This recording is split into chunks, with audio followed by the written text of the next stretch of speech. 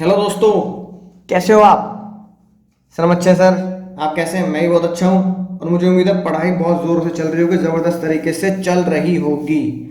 अब आती है बात, सर आज क्या पढ़ने वाले हैं हम? आज क्या पढ़ने वाले हैं? तो भाई और बहनों दिल थाम के बैठिए, आज का टॉपिक है और आखिरी टॉपिक है, छोटा सा जो बहुत जल्दी खत्म हो जाएगा। Importance of organisation. अगर एग्जाम में ऐसा क्वेश्चन है जो मैं तुम्हें बोल रहा हूं उसे लिखना, ध्यान से लिखो तो समझ लेना कि ये क्वेश्चन में इंपॉर्टेंस ही पूछ रहा है। क्वेश्चन कुछ ऐसा आएगा, लिखना। Manager of the company suggested that there is no need of organising.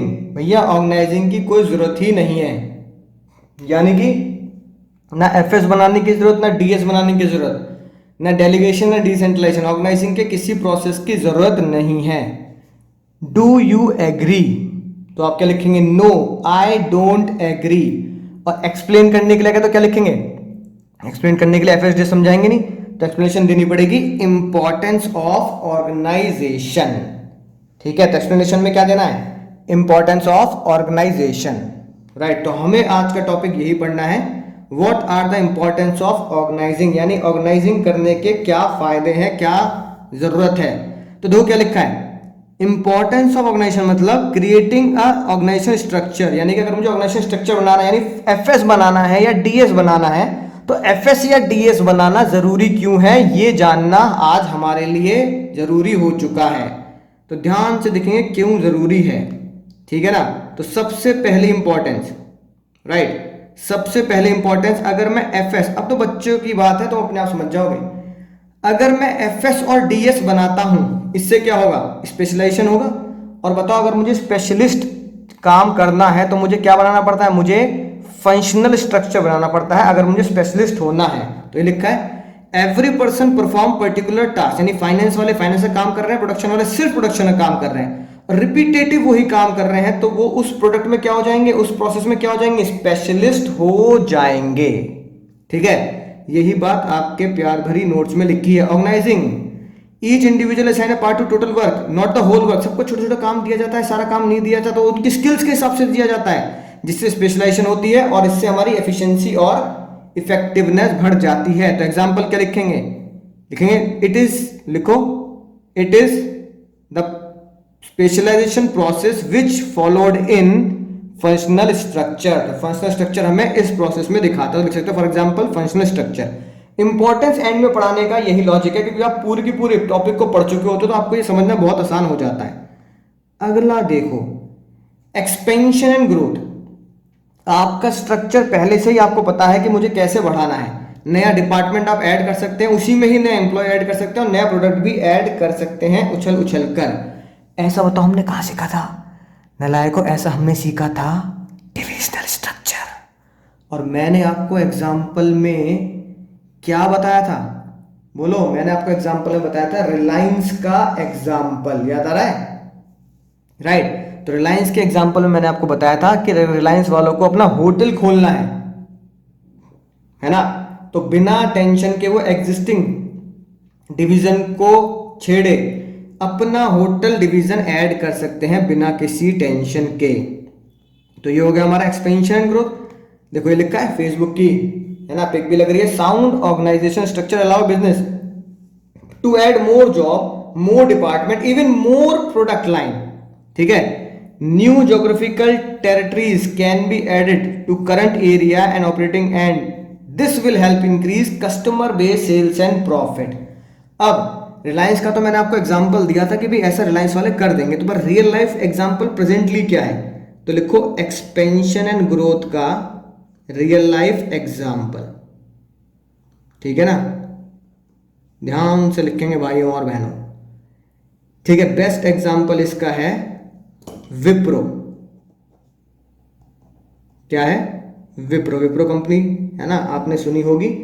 Wipro की फुल फॉर्म है वेस्टर्न इंडिया, लिखना western India vegetable product limited. ठीक है ना, western India vegetable product limited. Right, exam में फुल फॉर्म भी ना लिखना चाहो तो कोई दिक्कत नहीं है। वॉज, विप्रो कब बनाई गई? वॉज सेट अप इन आजादी से पहले 1945 क्या बनाते थे? डीलिंग इन एडिबल ऑयल, समझ रहे हो ना एडिबल ऑयल्स? हाँ, किस नाम से? जो आपने सुना है बहुत ही शानदार, आपने देखा होगा एड भी, सनफ्लावर। वाह माँ, माँ जी, शुद्ध घी में बनाया है। घी नहीं बहू, सभी सनफ्लावर वनस्पति में। तो आपने भी सनफ्लावर फ्लेक्सी पैक लिया? Flexi pack? हाँ, और भी किफायती। ओह, शुद्ध घी के बाद सनफ्लावर। हाँ सर, एड भी देखा है, ठीक है ना, sunflower, right. Over a period, यानी कुछ सालों के बाद उन्होंने क्या किया? Over a period it enter into, फिर उन्होंने अपनी आईटी कंपनी खोली, information technology and home care products, ठीक है। तो विप्रो के आजकल वो प्रेस वगैरह होम केयर प्रोडक्ट भी आते हैं। तो बेस्ट एग्जांपल है जो प्रेजेंट लाइफ में जिंदा है, विप्रो कंपनी का। यही आपको एग्जाम में लिखकर आना है बिना टेंशन के, ठीक है जी। बात समझ गए सर? बिल्कुल समझ गए। ये था हमारा एक्सपेंशन एंड ग्रोथ। अगली बात आती है इफेक्टिव एडमिनिस्ट्रेशन। बिल्कुल सही बात है, बिल्कुल। अब ये बताओ, चाहे मैं एफएस बनाऊं, चाहे मैं डिविजन स्ट्रक्चर बनाऊं, हिरार्की एफएस डीएस तो याद है ना, मारुति वाला भी बनवाया था तुम्हें मैंने, ठीक है, रिलायंस वाला भी बनवाया था। चाहे रिलायंस हो चाहे मारुति हो, सिंगल प्रोडक्ट हो मल्टीपल प्रोडक्ट हो, क्लियरली पिक्चर हमें पता होती है कि कौन जूनियर है और कौन बॉस है, ठीक है। किसको मुझे रिपोर्ट करना है, कौन मुझे ऑर्डर देगा, यानी कि यूनिटी ऑफ कमांड कह दो, बिल्कुल क्लियरली डिफाइन होता है स्केलर चेन के थ्रू। तो ओवरलैपिंग और कंफ्यूजन नहीं होती, जिससे इफेक्टिवनेस और एफिशिएंसी दोनों ही बढ़ जाती हैं। समझ में आएगी ना बात? राइट। देखो मैं पहले करता, बहुत ही आसान सी बात है, इफेक्टिव एडमिनिस्ट्रेशन। राइट, देखो क्या लिखा है, it provide a clear description of job and related duties with help in avoiding the confusion. कोई कंफ्यूजन नहीं है, क्लियरिटी वर्किंग रिलेशन में बिल्कुल साफ साफ रहेगी। अब देखो ये जो रेड पेन से लिखा है ध्यान से देखेंगे, क्लियरिटी इन वर्किंग रिलेशन, यानी कि कौन बॉस है कौन जूनियर है, स्केलर चेन बिल्कुल क्लियर है, चाहे एफएस हो चाहे डीएस हो। प्रॉपर एग्जीक्यूशन का वर्क होगा, मैनेजमेंट आसान हो जाएगा, टॉप लेवल को पता है हमें सिर्फ मेन काम करने हैं। इफेक्टिव एडमिनिस्ट्रेशन रहेगा, यानी लोगों को संभालना बहुत ईजिली रहेगा, क्योंकि हमें पता हो किसकी क्या जिम्मेदारी है। आइए बात समझ में आ चुकी होगी। इसमें क्या जोड़ सकते हैं, लिखना जरा, लिखो, मैं बोल रहा हूं, इसी के नीचे साइड वाले पेज पे लिख लो चाहे। दैट इज ऑर्गेनाइजिंग शोज, लिखते जाओ, that is organising shows clear authority and responsibility, clear authority and responsibility, ठीक है ना। And also clear decentralisation process, authority responsibility पता होती है, डिसेंट्रलाइजेशन का प्रोसेस हमें क्लियरली पता होता है। Which give relief to top management, which give relief to top management to focus on plans and policy, to focus on plans and policy। तो ये इफेक्टिव एडमिनिस्ट्रेशन हो गया। अगली इंपॉर्टेंस देखो, ग्रोथ ऑफ पर्सनल, ठीक है जी। बात बिल्कुल सिंपल सी बात है।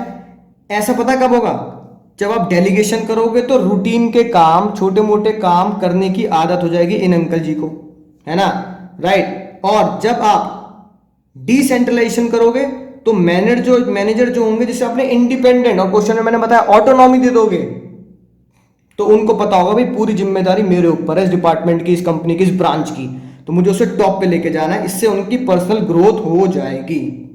तो डेलीगेशन से और डिसेंट्रलाइजेशन से जूनियर और सबऑर्डिनेट की पर्सनल ग्रोथ होती है, ठीक है ना, राइट। इनिशिएटिव डेवलप होता है, ये हमने दोनों की इंपॉर्टेंस में जाना था। तो इसे हम क्या बोलेंगे, ग्रोथ ऑफ पर्सनल, यानी एम्प्लॉय की ग्रोथ होना। हमारे नोट्स में किस लैंग्वेज में लिखा है, डेवलपमेंट ऑफ पर्सनल। यानी कि इस प्रोसेस में क्या होता है, अगर आप डेलीगेशन करेंगे या डिसेंट्रलाइजेशन करेंगे तो जो नीचे वाला एम्प्लॉय है उसके अंदर इनिशिएटिव जागेगा, क्रिएटिव थिंकिंग जागेगी, ठीक है ना। इफेक्टिव डेलीगेशन से रूटीन का काम आप जूनियर को देंगे तो वो उस रूटीन काम में भी क्या होगा, ग्रोथ करेगा, आगे जाके वो उसके लिए वो एक्सपर्टीज में आ जाएगा।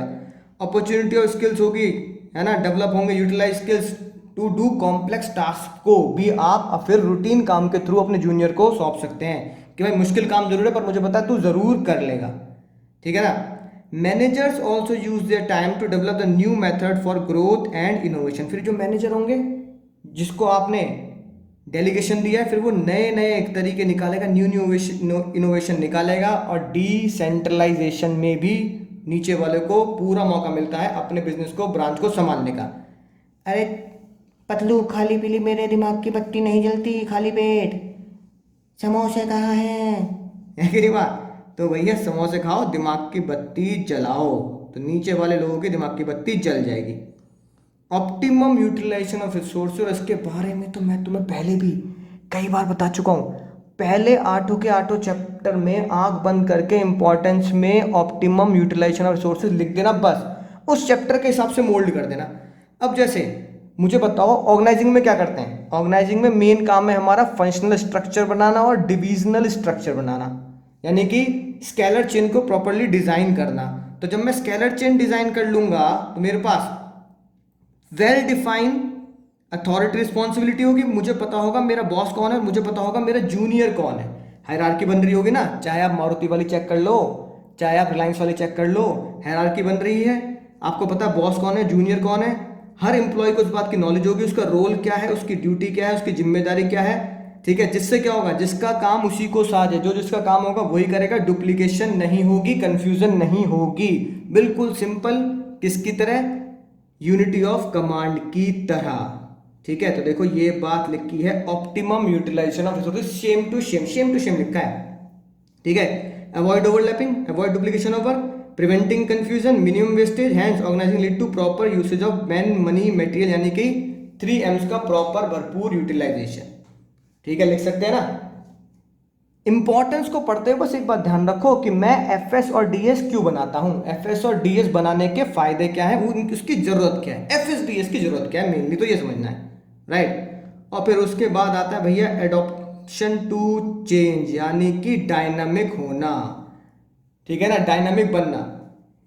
अगर एम्प्लॉय रिटायर और quit, it is easy for new employ to adjust quickly because job profile are clearly defined. अब कोई भी बंदा कंपनी छोड़ के जाएगा, ठीक है ना, तो नए एम्प्लॉय को बिल्कुल आसान होगा अपने आप को उस एटमॉस्फेयर में ढलना। क्यों नलायकों, जब हमने एफएस या डीएस पढ़ा था तो उसकी एक एडवांटेज पड़ी थी कि जब नया एम्प्लॉय आता है तो उसकी ट्रेनिंग बहुत आसान हो जाती है। और मैंने आपको एग्जांपल देता, हम कॉमर्स के पर्सन है तो कॉमर्स के पर्सन को कॉमर्स डिपार्टमेंट में ही भेजा जाता है, जिससे वो आसानी से सीख भी लेता है और बताने वाले भी क्या होते हैं, एक्सपर्ट होते हैं, ठीक है जी बात, राइट। तो इसको बोलते हैं dynamic adoption of change. It allow business enterprise to adopt changes itself according to the change in business environment. Structure can be suitably modified, तो हम उसमें भी पढ़ चुके हैं एडवांटेज में भी कि एफएस और डीएस को अपने हिसाब से चेंज कर सकते हैं। Movement of people and in and out of job does not effect the working.